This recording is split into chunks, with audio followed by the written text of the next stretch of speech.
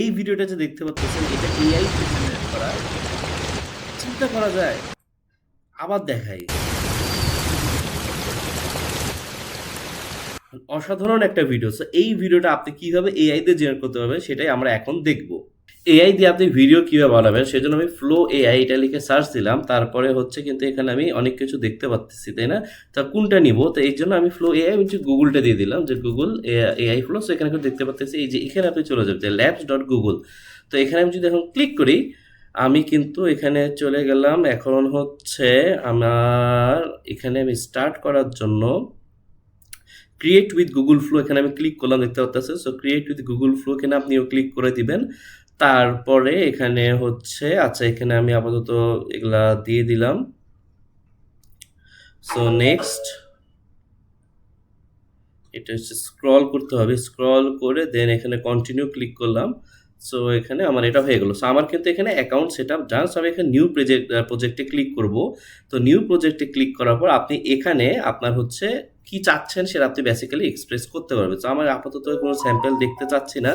তো আমি এখানে তাকে বললাম যে এখানে কিন্তু ভিডিও বানানো নিয়ে ইসলামিক কিছু ফিক রিলেটেড বিষয় থাকতে পারে, এটা হয়তো আলেম আপনাকে বেটার বলতে পারবে, সেজন্য আমি ওখানে যাচ্ছি না। এটা আপনার নিজের দায়িত্ব, আমি বলবো।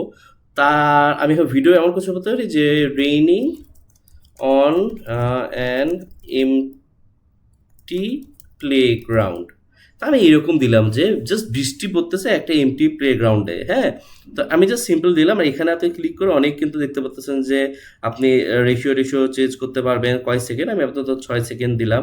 তো এখানে আমি দিয়ে আমি 4 সেকেন্ডে দিই, বেশি সময় যাতে না লাগে। এখানে দিলাম, তারপরে আমি এখানে দিলাম যে raining on an empty field. আমি একটা ভিডিও বানাতে দিলাম যে একটা এমটি ফিল্ডের উপর ওখানে বৃষ্টি পড়তেছে। তো দেখি সে এখানে কি আউটপুট দিচ্ছে। তো ভিডিও বানানোর ক্ষেত্রে অনেস্টলি আপনার পেইড যে টুলগুলো আছে সেটাই বেটার। আপনার এটারও পেইডটা বেটার, কারণ আপনি যদি প্রফেশনালি করতে চান তাহলে কিন্তু আপনার পেইড টুল লাগবে। ফ্রিতে আপনি কম সেকেন্ডের পাবেন, তারপরে বেশি আউটপুট রেট জেনারেট করাটাও একটু চ্যালেঞ্জিং। সেজন্য সবসময় আমি মনে করি যে আপনার যদি ভিডিও বানানো থাকে, আর যারা আসলে ভিডিও বানায় তারা কিন্তু প্রফেশনালি বেশি বানায়। সো ইন দ্যাট কেস আপনি দেখতে পারেন যে বিভিন্ন অ্যাডস বানানো হচ্ছে, বিভিন্ন প্রমোশন করা হচ্ছে with the help of AI. So তাদের জন্য কিন্তু এআই পেইড টুলটা হেল্পফুল। কারণ কি, তাদের কস্ট কিন্তু অনেকটাই বেঁচে যায়। এআই পেইড টুল আপনি যতই খরচ করেন না কেন, আলটিমেটলি এটা যদি আপনি রিয়েলভাবে করতে যেতেন, আপনার ক্যামেরা, স্টুডিও বা মানুষ, অনেক কিছু খরচ কিন্তু চলে আসতে পারে। এআই এর জন্য আপনি যদি একটা ভালো প্রম্পট দেন, 2-3 বার ট্রাই করতে থাকেন, তাহলে কিন্তু হয়ে যাবে। এই দেখতে পাচ্তেছেন, জাস্ট জাস্ট ইমাজিন করেন যে কি সুন্দর সে আমাকে দিয়ে দিছে। হ্যাঁ, যে সে আমাকে কিন্তু একটা ভিডিও দিয়ে দিছে যেটা আমি চাচ্ছিলাম। এখানে কিন্তু এই দেখেন, মাশাল্লাহ,